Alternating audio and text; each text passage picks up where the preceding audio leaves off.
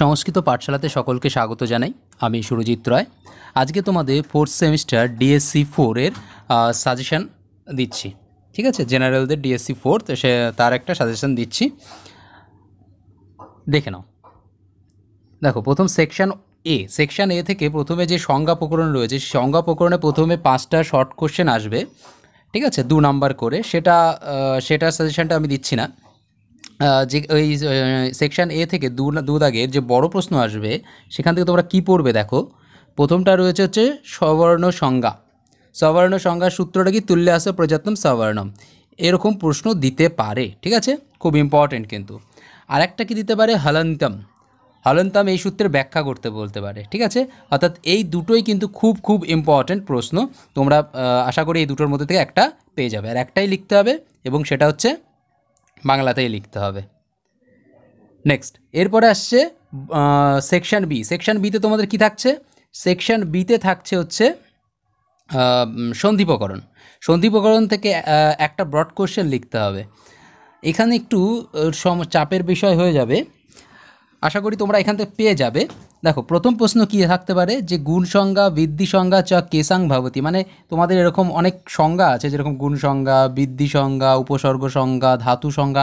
এই যে সূত্রগুলো, বিভিন্ন জায়গায় সূত্রগুলো, এই সূত্রগুলো কিন্তু ভালো করে তোমাদের পড়তে হবে, এবং উদাহরণ সহকারে। ঠিক আছে, আশা করি তোমরা ওই যখন ওই ব্যাখ্যাগুলো করবে, সেখান থেকে তোমাদের ব্রড কোশ্চেনগুলো হয়ে যাবে, সেভাবে যদি করো। ঠিক আছে, এটা খুবই ইম্পর্ট্যান্ট। আর একটা ইম্পর্ট্যান্ট হচ্ছে সুধি উপাস্য। এরকম একটা তোমাদের সন্ধি তুলে দিতে পারে, সুধি উপাস্য বলে। এর যে অনেকগুলো রূপ হয়, ঠিক আছে, অনেকগুলো রূপ হয়, সেই রূপের ব্যাখ্যাগুলো, সেই রূপগুলো কিভাবে আসছে, যে সূত্র ধরে আসে, সেই সূত্রগুলো তোমাদের ব্যাখ্যা করতে হবে। ঠিক আছে, অথবা এরকম দেখো, এই দুটো প্রশ্ন কিন্তু খুব ইম্পর্ট্যান্ট প্রশ্ন। ঠিক আছে, অথবা তোমাদের যেটা আসতে পারে, কয়েকটা সন্ধি তুলে দিল। ঠিক আছে, ধরো যেরকম এখানে যেরকম একটা সুধি উপাস্য দিয়েছে, এখানে ধরো একটা সন্ধি দিয়েছে সুধি উপাস্য, এরকম চারটে সন্ধি হতে দিয়ে দিল। ঠিক আছে, এবার সেইগুলো কোন নিয়মে আসছে, সেইগুলো তোমাদের পড়তে হবে। ঠিক আছে, বিভিন্নভাবে দিতে পারে। তাই জন্য সন্ধির জন্য যে সূত্রগুলো মেনলি পড়বে, এই সূত্রগুলো থেকে, এই 5টা সূত্র থেকে সমস্ত উদাহরণগুলো দেখে যাবে, বা কিভাবে কি হচ্ছে, তাই এই সূত্রগুলো থেকেই কিন্তু আসবে। আশা করি বোঝা গেছে। এই 3টে যদি দেখে যেতে পারো, তাহলেই কিন্তু তোমাদের একটা ব্রড কোশ্চেন পেয়ে যাবে। ঠিক আছে, আশা করি তোমরা এইটাই কিন্তু পেয়ে যাবে। ঠিক আছে, চলো। আর যদি কোথাও বুঝতে অসুবিধা হয়, আমাকে মেসেজ করতে পারো, অথবা হচ্ছে কমেন্ট করতে পারো। ঠিক আছে, এরপরে আসছে এই যে সংজ্ঞা প্রকরণ থেকেই আসবে হচ্ছে ব্যাখ্যা। সূত্র ব্যাখ্যা তোমাদের লিখতে হবে চারটে সূত্র ব্যাখ্যার মধ্যে একটা লিখতে হবে সংস্কৃতে।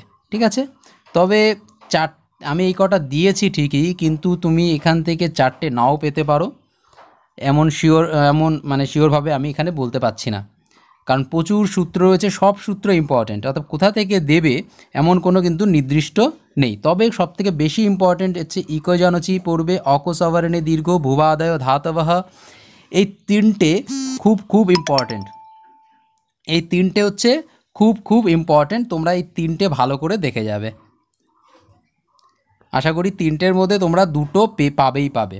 ঠিক আছে, আমার যদি মনে হয় যে আরও কিছু তোমাদের সাজেশানটা আরেকটু ভালো করে শর্টের মধ্যে আরও করতে হয়, বা যদি করতে পারি, তাহলে অবশ্যই তোমাদেরকে আমি আরেকটা ভিডিওতে এই সাজেশান নিয়ে আবার একবার আলোচনা করব, খুব তাড়াতাড়ি, যদি হয়, সম্ভব হয়। আজ এই পর্যন্তই। যদি কোনো প্রশ্ন থাকে অবশ্যই কমেন্ট করে জানাতে পারো।